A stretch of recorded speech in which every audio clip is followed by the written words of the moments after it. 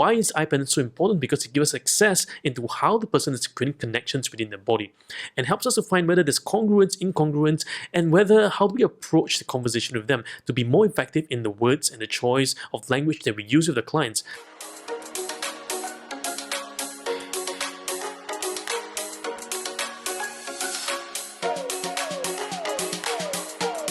Hi everyone, welcome to today's session. Today we're going to talk about eye patterns and why is it going to be very useful for you as a coach or as a conversationalist, and why eye patterns matters today, even in your conversations. Now, we know a lot of different things about what people say about eye patterns, the myths behind eye patterns, and some of the things that people are talking about eye patterns.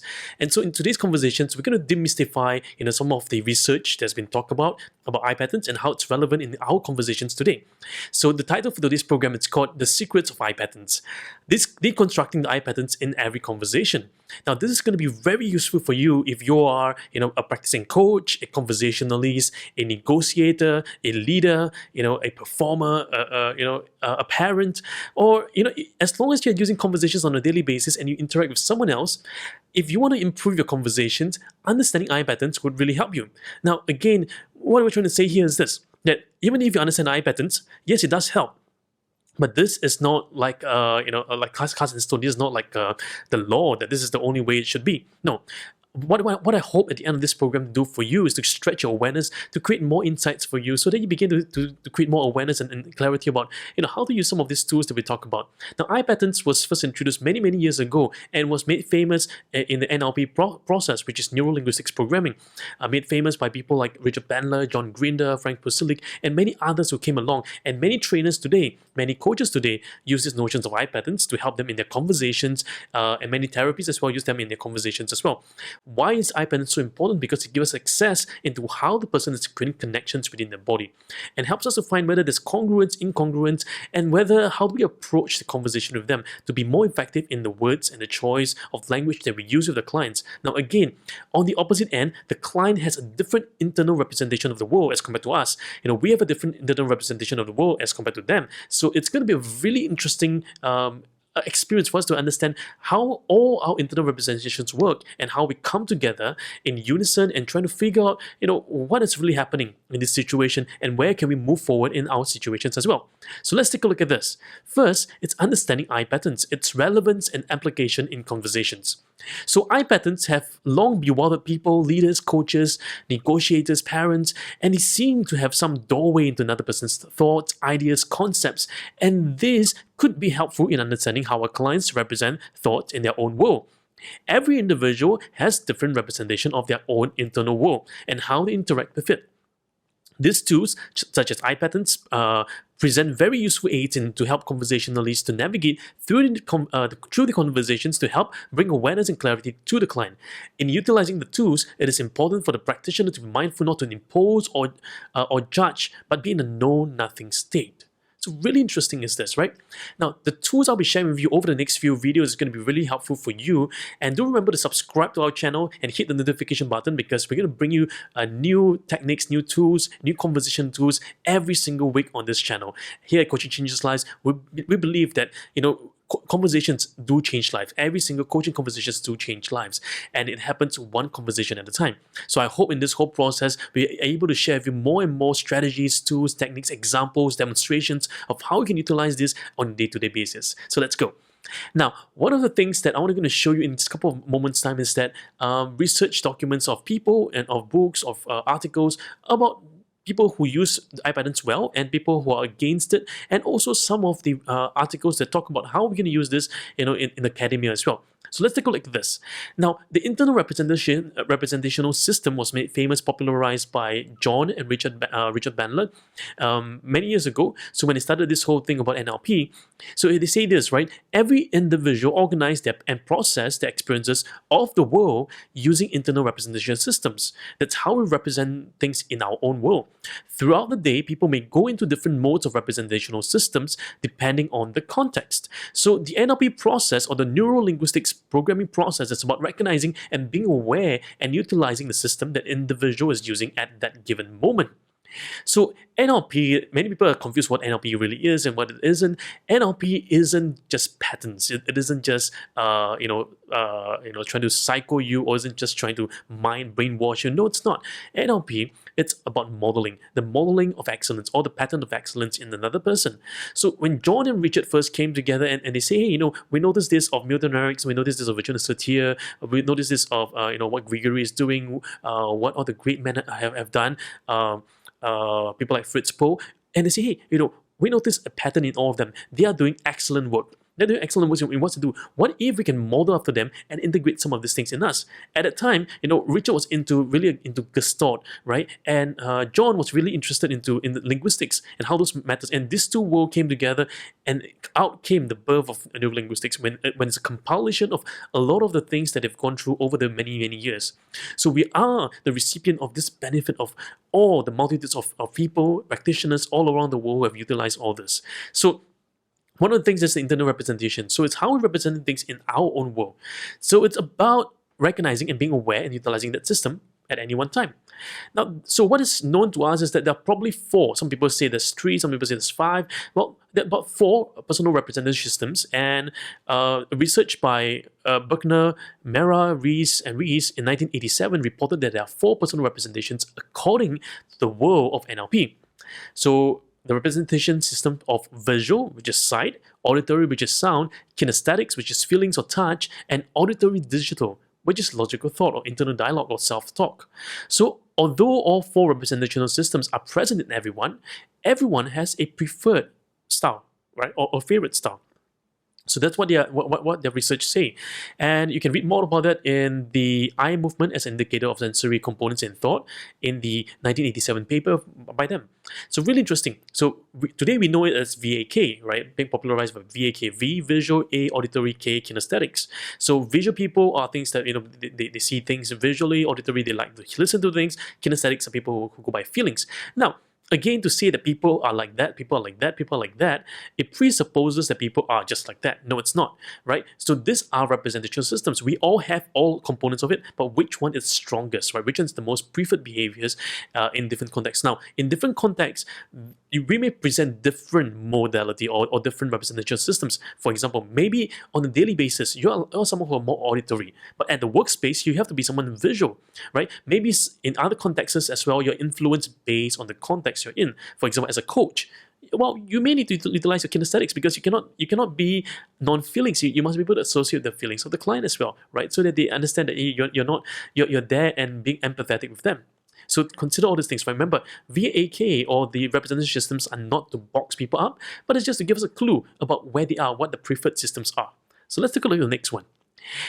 Now, another research by William James in his book Principles of Psychology in 1890, this was the first time someone found some connection between eye patterns and what we know today, right? So this is a discovery of eye patterns in the very, very early years with internal representations, way before the foundings of neurolinguistics programming.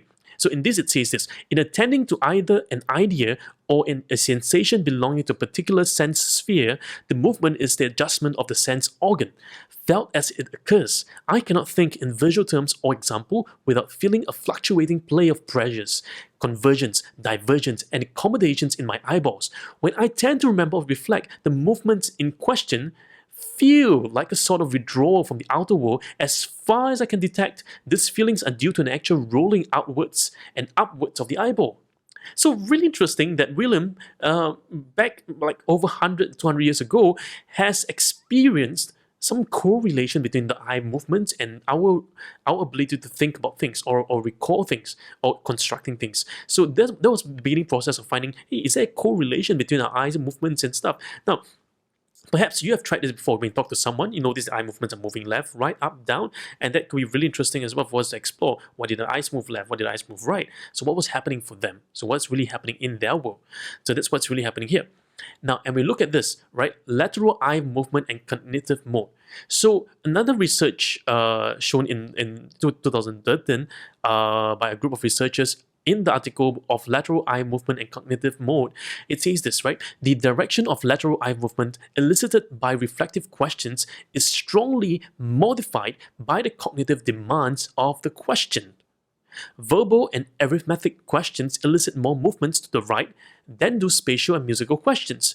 This is consistent with the lateral specialization of the human brain for these cognitive processes. These results support the hypothesis that the direction of the lateral eye movement indicates the activation of the contralateral cerebral hemisphere. So really interesting. Then scientists begin to research and say, hey, it appears there's a correlation between, when we access different parts of the hemisphere of the brain, certain things are triggered, certain things are moved, certain things are fired. And, and they say, hey, there are some correlations between the eye movements and this, but what are they? Are they consistent? So in science, in research-based study, there has to be a consistent pattern that can be tested across, not just in a particular segment of mankind, but also across all different parts. So what are they? So research began to pull into this space and to unravel what's really happening in the person's world when all these things are happening. So let's take a look some more. Now, in another research, they say that there are challenges that came against eye patterns. Although there are a lot of research that say, hey, there's some corresponding relationship between eye patterns and what people think about in their internal world, but there are also other challenges. So some of the challenges brought forward in this article in the experimental techniques in human neuropsychology, they say this, right? There are many studies that have been reported to invalidate the eye movement mode, and the interaction between the director of the gaze and categorical nature of the task has been sufficiently confirmed to be credible. So there's some credibility there. But there are many negative findings imply that a variety of uncontrolled systemic biases can overwhelm this effect. So it's very hard for researchers to just just say, okay, let's just have a pure eye movement pattern check, but because there are influences in the external force, there are other biases that's influencing this. So in the past, what they do is they tend to put a eye capture device to measure the eye movement patterns. But they say there could be other biases that's involved in the process. So we're not able to replicate a pure concept. So again, today, many researchers are still finding more insights into this whole thing about eye movements and eye patterns, and to try to find correlation that's evidential based or evidence based. Now, there's another study that says this, right? Another research that I found it quite interesting was this academic performance versus eye patterns. Was there a correlation between academic performance and eye patterns? So a research by Ahmad in 2013 under the title Flying Eyes, The Truth About NLP Eye Patterns and the Relationship with Academic Performance in Business and Management Studies, MBA, found this. He says this. Based on his research, he said, it's quite an interesting research paper that he did, and he concluded this. He said less than half of the sample respondents exhibited the eye patterns for visual construct, visual recall, verbal construct, auditory, digital, and kinesthetics. The results suggest that NLP eye patterns, as posited by the founders of NLP, do not apply to the majority of this sample of students in Emirates. So they did a study of the students in Emirates and found this didn't really apply to all of them. The only eye patterns that had a majority of sample conforming to the NLP school was a visual recall, and that is only about 63.6%. So it's not really a good confidence score for those of you who know statistics, right? Now, there was a significant positive correlation between eye patterns for the verbal recall and kinesthetics on the one hand, with midterm exam and total marks on the other hand. Students who displayed those eye patterns tend to do better than those who do not. Students in the United Emirates, Arab Emirates, could be taught how to improve their verbal recall and kinesthetic abilities with the corresponding eye patterns. So very interesting is that they found that there are some some not really strong correlation, but they found there are some positive correlations, and it could show how we could actually use some of these eye patterns to help improve their verbal recall. This is very much like the study between learning styles, right? Learning styles has been debunked by many researchers and say, we cannot box people up to certain learning styles. Like we cannot say that schools have visual learners, auditory learners, and for subjects like this, you need to have a blend of different things. Well, many of the research has shown that it's really hard to box someone up in a particular style, right?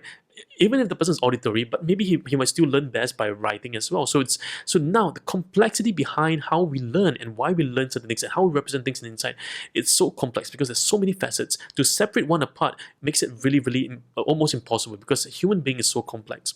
However, are there positive things we can gain out of this? Are there positive things we can gain out of the eye patterns? Yes, there are. So even in this context as well, as we explore the eye patterns, as we go deeper into it, there are actually a lot of things we can explore. It's not just saying that, oh, eye patterns are just like that and that's all that we have for them. No, in fact, there are many positives that we can glean out from eye patterns and how we can improve our conversations. Yes, research is still ongoing, but can we use them for our conversations? Yes, we could, right? But I want to encourage all of us is not to hold this in cast and stone that people are just like that, visual people are like that, auditory people are like that. No. At the end of the day, the eye patterns are not to box people up, are there to help us to navigate the conversation with another person, to help us create more awareness with the other person, help us to go deeper with the other person as well. So I hope in this whole journey as we go forward, as we unravel the visual, auditory, kinesthetics as well as eye pattern movements, you will get more clarity about how to utilize this and not to conform to certain people. There are preferred styles, and across different cultures, different groups of people, different societies, different stratas of societies as well. The eye patterns may appear differently. Across generations may be different as well. So my recommendation to you is this: have a go at it. Experiment with your clients. It may work, it may not work. Maybe different people will present different things. Different people will present different insights and thoughts as well. So depending on the client, it will produce a different result as well. So now let's take a look at some of the representation systems. So the representation systems. Now there are 3 different representation systems in the internal world of us. One of them is called the visual. So the visual, it's about mapping through internal images and we tend to use visual predicates. So by predicates means the visual words. For example, I see, I can visualize, I'm seeing colors. So when you notice people's words tend to be like this, right? They use visual predicates. Auditory people are people who tend to map across sounds, learn through listening, talking, repeating internal dialogue, having a lot of internal dialogue, a lot of sounds. So I'm hearing, I was listening to that, the voice of the person, his tone, the words he used. So auditory people have a strong inclination to sounds. Kinesthetic people are, they map across feelings, awareness, sensation, touch, and feel, right? So I'm feeling this, I'm feeling that right now, I'm sensing this, I'm sensing that right now. Now again, there can be a blend of all this as well. So sometimes people say, I'm just thinking. Okay, now thinking, it's an unspecified predicate. It can appear across all these things. So for our predicate lessons, we have a different video for that. Do remember to subscribe to our channel, and we will, and stay tuned because we're going to launch that video of predicates and translations of the internal representation of our world. Now let's take a look at this. In this map, I'm going to show you how do we identify the different components of visual, auditory, kinesthetics, right? So let's look at the person. So when we look at the person, just as if you're looking at another person, another client, when I say right, is actually the person's left, right? So, but when we look at the person like this, when we go up onto right, top right, it's visual, the VR, right? That's VR. When we look at the top left on our side, from what we are seeing, that's VC, visual construct. So VR is visual recall, VC is visual construct. To the left and right, horizontal left and right, that is AC, AR. AC is auditory construct, AR is auditory recall, left and right. Down below, kinesthetics and auditory digital, right? K and AD, kinesthetic and auditory digital. So what are they? Visual construct are seeing constructed images internally. Visual recall are seeing images that you've recalled before, you've seen before. You're drawing the memory forward. Now again, I must say this, right? When we are drawing memories are not perfect. Our memories are figments of our imaginations. And why is that so? Because we never remember everything fully. Our memories sometimes play tricks on us. We may put in other things that are not there as if they were. So our memories are not perfect. They are representations of what we thought was before, because we cannot recall perfectly our fullest of memories, even the emotional attachments to them as well. So when we say recall, we're saying recalling the images as if they were, and as if how strongly representation they have in our world. Okay, so that is the visual construct and visual remembered. So remembered is about remembering things, remembering the images that you saw before. Constructing is about constructing images that you've yet to see, right? Then the ARAC, auditory recall, is recalling sounds that you've heard before. AC, it's hearing constructed sounds internally, that means constructing that sound. For example, if you're a musician, right, and you have to construct maybe a new melody line, a new harmony line, you begin to construct in your mind a new chordal form, a new scale that you're doing for your new song as well. You begin to construct that in your mind, right? And even for some speakers, they begin to construct how they will speak, what they will say, how they will emphasize, how they will nuance their words. Auditory construct. Down below, Kinesthetics. Kinesthetic is the internal sensations and feelings, and we have AD, auditory digital, internal dialogue or self-talk. Now, so the question becomes, how do we know that all these are like that, right? How do we know that visuals tends to go up, auditory tends to go left and right, and kinesthetic goes down? Well, this was done many years ago when many of the researchers and many of the practitioners, they say, hey, this is consistent to a lot of clients. Now, are there exceptions? Yeah, there are a lot of exceptions to this. This is true for right-handed people. If you're a pure left-handed people, sometimes it may be the opposite. For some cultures, right, the representation system is in the opposite direction. Their feelings are above, their visuals are below. It's really interesting. Now, so again, this is not true across all humankind. Generally, this tends to be the case. However, whoever's sitting across you, even if they're looking up all the time, that may not mean they're accessing visual. It may mean so how do we know? How do we corroborate whether that's true or not true? Well, we have a few ways to do it by asking several questions, and we see how they assess all these things. And then we find a pattern. So let me show you some questions you could ask, and in the process of conversation, you can actually elicit some of these questions and see whether there's corresponding truth to it before we go deeper. Let's take a look at this. So for visual remembered, some possible questions you could ask are, what's the color of your house? How tall is your friend? What is the color of the pants you wore last week? What is the pattern on the zebra? Did it go from black, white, white, black? When was the last time you had sushi? So these are questions to trigger the person's remembering. If it goes up, great, that's a visual remembered, right? And now we're going to test for consistency of the pattern, right? If it's a consistent, then we know that that is true for him. Sometimes it may be off because maybe the person, as you ask the person this question, he may be constructing something else. So that's something for us to note as well. Let's take a look at visual constructed. What will your dream house look like? Imagine painting your house pink. Can you see the new car you'll be driving? What would your house look like if it was made of bamboo? What if you only wear pink color clothes and pink bag with pink shoes? What if that's true for you? What if? Okay. Auditory remembered. What does your favorite music sound like? What is your favorite song? What does your partner sound like? What did the TV sound like yesterday? What was the most distasteful sound you heard? So you are using this question to draw the sounds that the person remembered. What was your favorite music in the 80s? What was your favorite music from the movie over there? What's your favorite musical? What's your favorite song from the musical? Yeah. So auditory remembered. Now auditory constructed. What would you like? What will you sound like singing that song? How would you sound like if you could sing like the best singer on planet Earth? What would you sound like in space? What if you could fast forward your favorite song and you sing that in double the speed, triple the speed, quadruple the speed? What would the sound of the violin be when you play it in water? Interesting. Auditory digital, internal self-dialogue, internal self-talk. What are some thoughts about this YouTube video? If you like it, hit the like button, share it with your friends, hit the subscribe button, hit the notification bell, right? What is something you're telling about yourself constantly? What do you say to yourself if things go right? What if you tell yourself a story? What story would that be? Very interesting. So internal self-talk. Kinesthetics. What does it feel like in that bed? What does it feel like touching that rock? What does it feel like to achieve success? What does warmth feel like? What does cold feel like?